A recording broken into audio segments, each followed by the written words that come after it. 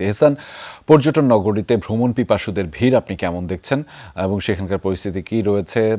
যারা পর্যটক রয়েছেন তাদের সাথেও নিশ্চয়ই কথা হয়েছে, জানাবেন বিস্তারিত। যে ভিড় সেটি আমরা দেখছিলাম এবং এখন পর্যন্ত সন্ধ্যা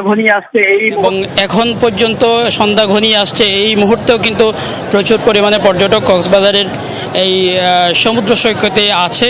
এখনও অনেককে দেখা যাচ্ছে সাগরের বিশাল বিশাল যে ঢেউ আসছে সেই ঢেউয়ের সাথে খেলছে এবং ছোট ছোট বাচ্চাদেরকেও দেখা যাচ্ছে মা বাবার সাথে এখানে ঘুরতে এসেছেন। বিশেষ করে শুধু পর্যটক নয়, ঈদের ছুটিকে ঘিরে, সাপ্তাহিক ছুটিকে ঘিরে কিন্তু সবসময় স্থানীয়রাও এখানে ভিড় করেন।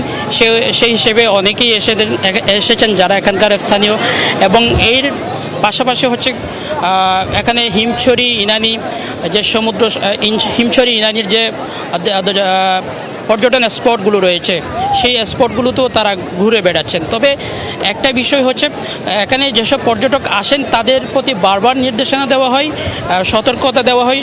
সেটা হচ্ছে সিসিফ লাইফগার্ডের যে নির্দিষ্ট স্থান যেখানে পানিতে নামতে পারবে যে স্পটগুলো দিয়ে, সেই স্পটগুলো দিয়েই যাতে পর্যটকরা পানিতে গোসলে নামেন এবং যাতে অনাকাঙ্ক্ষিত কোনো ঘটনা না ঘটে। এবং আমরা আগেও দেখেছি বেশ কয়েকজন পর্যটক কক্সবাজারে বেড়াতে এসেছেন বন্ধুবান্ধব নিয়ে, কিন্তু সাগরে ডুবে গেছেন বা পানিতে ভেসে গেছেন। সেই জন্য কিন্তু সিসিএফ লাইফগার্ডের পক্ষ থেকে বারবার নির্দেশনাও দেওয়া হয়েছে। এবং আগে আমরা যেভাবে দেখতাম জেলা প্রশাসনের পক্ষ থেকে বিভিন্ন মাইকিং করা হয়, কিন্তু এবারে একটু ভিন্ন বলতে এবার জেলা প্রশাসনের পক্ষ থেকে সতর্কতামূলক কোনো মাইকিং বা কোনো কিছু চোখে পড়েনি।